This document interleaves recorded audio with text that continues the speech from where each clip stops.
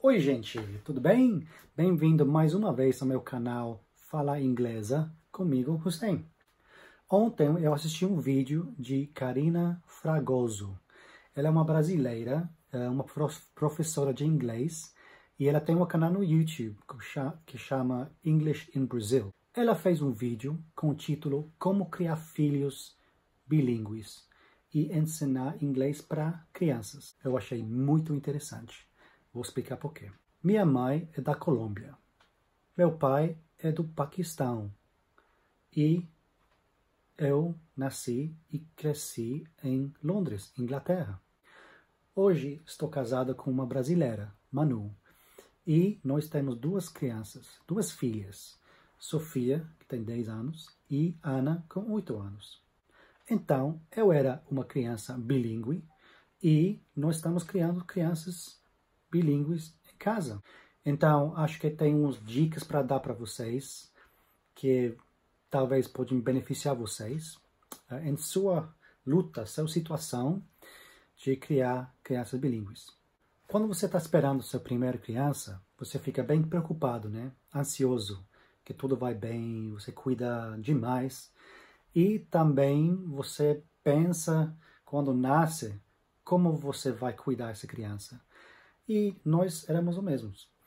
Nós pensamos como vamos fazer com a Sofia, que nós tivemos primeiro, né? Vamos falar só uma língua em casa e, morando na Inglaterra, qual língua será o melhor?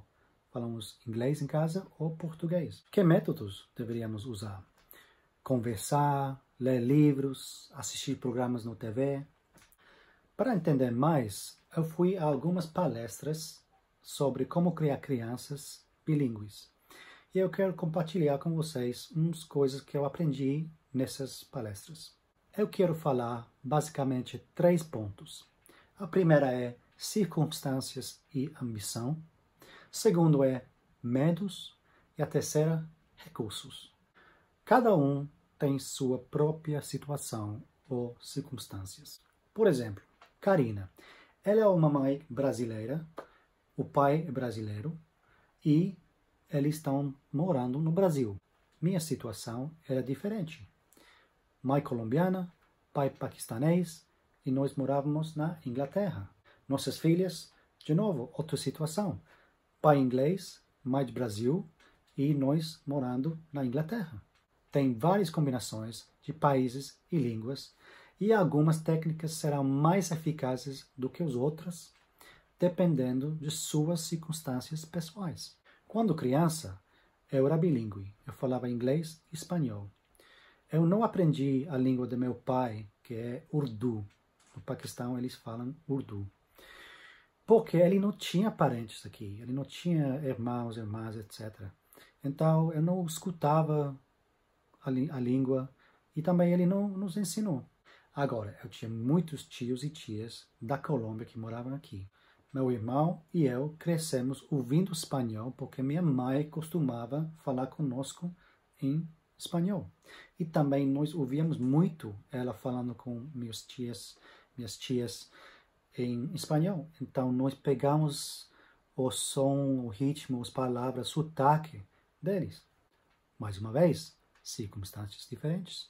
A segunda coisa que eu quero falar é sobre medos. O medo que eu tinha quando estávamos esperando Sofia, nossa primeira filha, era que eu não queria confundi-la, ensinando mais que uma língua.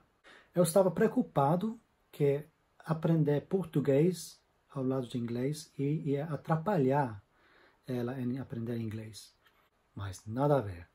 Crianças são como esponjas, eles absorvem tudo. Não era para preocupar com isso.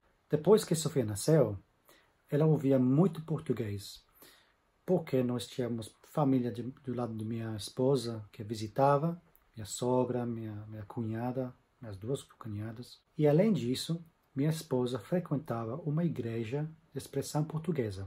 Então, Sofia tinha muitas fontes de português para ela ouvir. Quando Sofia começou a falar, ela só falava em português. E eu estava com medo. Ela falava muito pouco inglês. E eu estava preocupado que ela ia ter dificuldade quando começava na escola. Mas, de novo, não era um problema. Quando ela começou a ir para a escola, o inglês dela bombou. Ela estava completamente imersa na língua. Hoje, inglês é definitivamente sua língua afetiva. Mas o português dela não é ruim. Uma das dicas que eu aprendi dessas palestras foi fazer minha esposa, Manu, falar com nossa filha, Sofia, em português e eu falar com Sofia em inglês.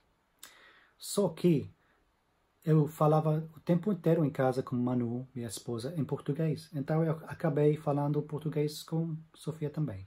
Era muito estranho quando estávamos conversando em casa, todos falando português, e a única pessoa falando inglês era eu para Sofia. Mais tarde, quando Sofia cresceu e nossa segunda filha, Ana, nasceu e cresceu também, nós tínhamos muitas conversações quando trocávamos de um para outro, de inglês para português, português para inglês, diferentes sentenças diferentes, né? Mas também, às vezes, nós falamos sentenças completas, compostas de palavras em inglês e português. Vou dar um exemplo. Bora pro playground. Bora pro playground. Bora por português. Playground, inglês. Playground, eu não sei como falar a palavra de playground em português, mas é um espaço de crianças brincar no parque ou na escola. Então, bora pro playground. Outro, I'm hungry, I want some comida. I'm hungry, I want some comida. Se você olha o início do vídeo da Karina, ela faz a mesma coisa. Ela fala, estou esperando um little boy. Estou esperando um little boy. A primeira parte é em português, little boy em inglês. Não tem problema. Crianças, quando crescem, eles aprendem como categorizar as palavras corretamente. Então, pode deixar. Isso é totalmente natural. Outra coisa que pais de filhos bilíngues observam é que depois de um tempo, quando o nível das duas línguas chega a um nível que eles podem falar os dois, de repente, misteriosamente, eles param de falar uma das línguas. Normalmente a segunda, a língua que não é a língua afetiva. Pode ser que eles ficam com vergonha de falar em frente dos amigos deles, ou mesmo em frente dos próprios pais, por medo de pagar mico. Os pais não deveriam pensar nisso como um sinal negativo. É muito comum. Continua falando com eles na língua rejeitada, porque eles estão continuando a ouvir e melhorar a cabeça deles. Na maioria dos casos, quando a criança cresce um pouco e vira adolescente ou talvez adulto, sente mais confiança e começa a falar essa segunda língua de novo. E também eles percebem que abre portas. Eles podem comunicar com gente que os amigos deles não podem. Eles podem comunicar com os vós deles, os tios, as tias. E também pode abrir oportunidades de trabalho, porque o currículo deles é mais forte. Uma dica que eu lembro distintivamente de uma das palestras foi que se um pai está disciplinando o filho, tem que fazer isso na língua nativa, língua afetiva. Por quê? Porque a criança é muito inteligente e muito perceptivo. Ele pode ver se você está falando incorretamente e se está falando meio sem confiança, né? Quando um pai está disciplinando um filho, tem que assumir uma postura autoritária e tem que falar com confiança e segurança. No vídeo da Karina, ela menciona algumas técnicas, por exemplo, Minority at Home, One Person, One Language e Time and Place. Essas técnicas são ótimas e, como falei antes, umas irão servir a algumas famílias mais do que outras. Por exemplo, no caso da Karina, essa técnica Minority at Home, ela acha que não vai funcionar para eles. Porque quando ela fala com a criança dela, ela vai querer falar e dengar e dar carinho na língua nativa dela. E ela não vai conseguir fazer isso em outra língua. Para nossa família, esse método é perfeito.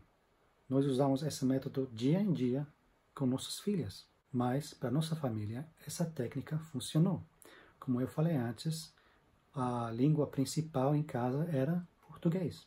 Agora que nossas filhas já cresceram um pouco, nós falamos uma mistura de inglês e português. A técnica One Person, One Language, ou seja, uma pessoa, uma língua, Karina acha que não vai funcionar para ela e realmente para nós também não funcionou. Nós tentamos no início, eu falando inglês para nossas filhas e minha esposa Manu falando em português, mas porque eu comunicava com Manu em português, no final da conta aconteceu que todo mundo falou em português. Mesmo eu errando, mas falamos em português.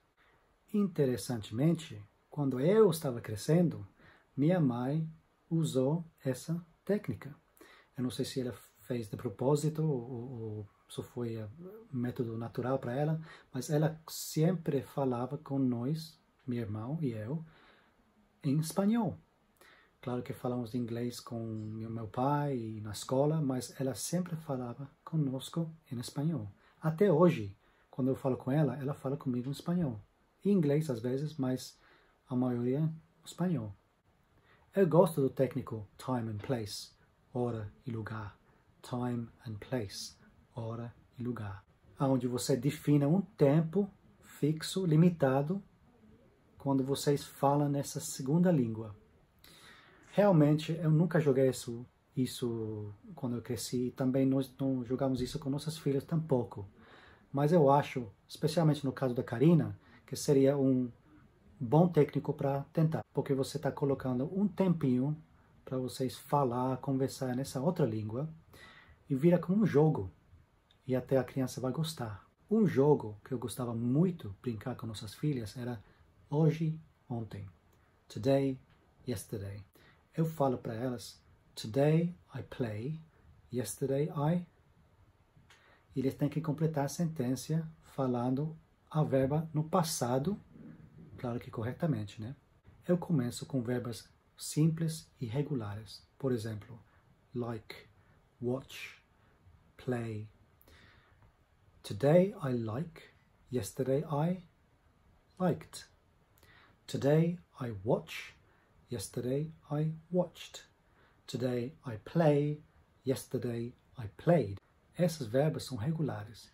Para formar o passado deles, você coloca um ed no final. Like, liked. Watch, watched. Play, played. Depois de um tempinho, quando eles ficam confiantes, você começa a introduzir palavras, verbos irregulares. Por exemplo, see, to see. Today I see, yesterday I saw. Tá vendo? Você não fala seed. Today I see, yesterday I saw. Mesma coisa com eat, comer. Today I eat, yesterday I ate.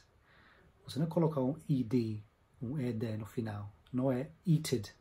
Não é today I eat, yesterday I eated. Isso é incorreto. Você fala today I eat, yesterday I ate. Uma muito importante é a verba ser. Today I am, yesterday I was. De novo, irregular. Jogando esse joguinho, eu acho que minhas filhas melhoraram o inglês delas muito. Karina mencionou uns programas específicos para crianças. Por exemplo, Peppa Pig, Dora the Explorer. Essas são ótimas. Eu gosto muito do programa Little Einsteins. É muito divertido para as crianças e muito educativo também. Eles não dão conta que estão aprendendo, mas eles estão escutando, ouvindo a língua. Eles aprendem de artistas, compositores clássicos e, geralmente, pessoas famosas da história. Vou colocar uns links embaixo na descrição para você ver. Gente, agora chegou o momento para encerrar meu vídeo. Mais uma vez, se você gostou, por favor, bota um like. Se você quer ver mais vídeos desse tipo, se inscreve. E também, se você tem qualquer sugestão ou feedback, por favor, coloque comentários. Eu aprecio muito os comentários porque me ajudam a melhorar e melhorar o canal. Então, até a próxima. Tchau.